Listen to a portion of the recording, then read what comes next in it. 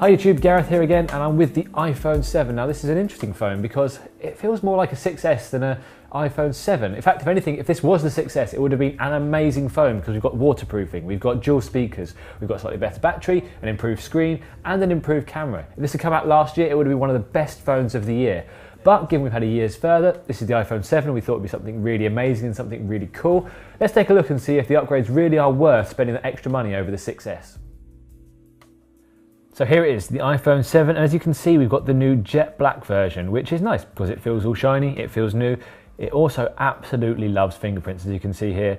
It absolutely adores getting all the smudges all over it, and it scratches really easily. This is something that Apple's actually mentioned already, so as soon as you get this phone, if you go for the jet black version especially, you're going to want to get a case, which I always feel is quite sad because you want to show off your new iPhone if you've got a new device. As you can see, it's not actually that much slimmer than the iPhone 6S. In fact, it's not slimmer at all. It's exactly the same width, which you'd hope Apple would make it a little bit better. You'd think Apple would slim things down a little bit, but when you consider it's got waterproofing in, it's got dual speakers here and here, there's a lot more going on underneath the hood. Around about here we've got the Taptic engine as well, which gives you a different kind of haptic feedback when you're using the phone. So understand exactly why Apple's not made it any slimmer, but you kind of hope, given the headphone jack's disappeared from the bottom here as well, that it would be a little bit thinner. The loss of the headphone jack itself, it's a weird one because you can see what Apple's saying. It's an ancient port. We don't really need it anymore. Things can be done by the Lightning port itself or Bluetooth, but it is really inconvenient, and you feel that while there has to be a step taken to start with, it's going to be at least 2 years until this stops being a real annoyance. And yeah, Apple's put the Lightning connector in the box as an adapter, but if you lose that, if you misplace it, or if you just leave it somewhere else, it's really frustrating to not be able to use your phone with a standard pair of headphones you might have kicking around. When it comes to the screen, Apple's gone for a 4.7-inch 720p version, which is the same as we saw on the 6 2 years ago. And you feel maybe, you know what, Apple could do a little bit better. If you look at the Samsung Galaxy S7, for instance, with the QHD screen, that's much sharper, and side by side you will notice the difference.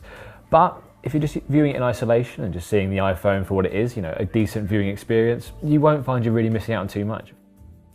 Let's talk about the home button. Now this is something that's a bit weird because the iconic clickable home button is gone. If any of our older viewers remember the BlackBerry Storm 2, for instance, it's a very similar experience to that where the whole screen clicked in, but nothing's moving here. It's just a Taptic engine underneath here that's firing and making it feel like you're touching the home button.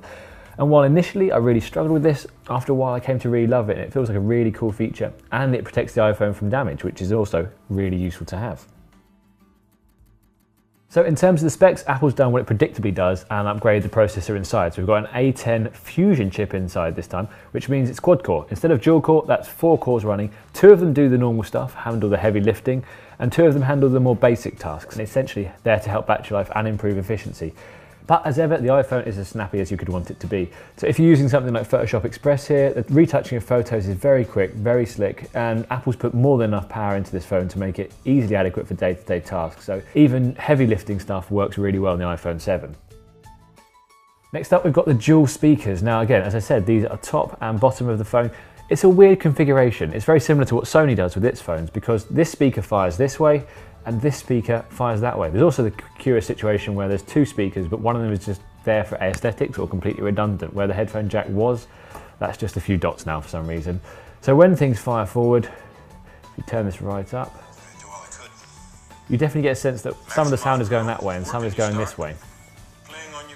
Having dual speakers feels like a real step forward, but again, something that Apple's rivals have been doing for a long time. iOS 10 feels like it really fits on the iPhone 7 because all the things that you need are right there within one swipe. The screen is the right size to be able to manipulate with one thumb. So Apple's got a good mix here. Some people don't like iOS 10, they feel there's too much going on, and that might be a fair comparison, but if you're used to Android especially, you'll find a lot to like here. As I've mentioned previously, there's a Taptic engine inside here, which is different from your usual haptic buzzing feedback when you get a message. Apparently, according to the pictures, it's around here somewhere, but it means that there's more of a fine-tuning to the haptics, to the vibrations themselves feel like they're more of a knock, more personal, more relevant, rather than just the whole phone buzzing. If you're playing a Formula 1 game, for instance, if it hits the side, you'll feel like it actually buzzes into the side rather than just the whole phone vibrating. It's one that's a really good move forward, and if that's the reason we've lost the headphone jack, might not be the end of the world. Annoyingly, those games haven't actually come out yet, the ones that we tried at the demo event back in San Francisco. But in the future, game developers will be able to add that in via an API. So they've got access to the Taptic engine, they'll be able to just add these separate effects in and really start to change them and corral them as they want to do.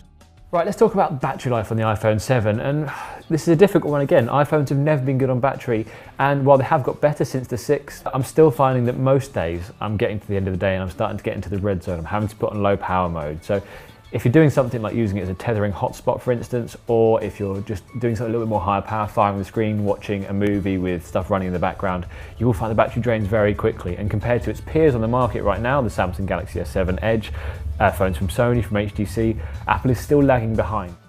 Apple hasn't really upgraded the camera too much here. It's much better in low light. It's got an f1.8 aperture lens, which means in low lights particularly, it's very good. There's a little bit more noise, but generally it's a very good picture, and given how dark this scene was, we really appreciated what Apple's done there. But as an overall camera effect, it doesn't feel like a lot's been going on really. It feels like Apple's just done the bare minimum to make it so that its camera now is as good as it needs to be to warrant an upgrade. There's no fancy new features. We haven't got live photos, for instance, that came a few years ago. We haven't got an improved HDR mode. We've basically got brighter and clearer pictures, and while that's good, it doesn't really feel like it's that much better than the iPhone 6s. So that's the iPhone 7, and it feels like a weird move from Apple, because while the iPhone 6s was incremental and we expected that, we thought the 7 was going to be a big upgrade, but it's not.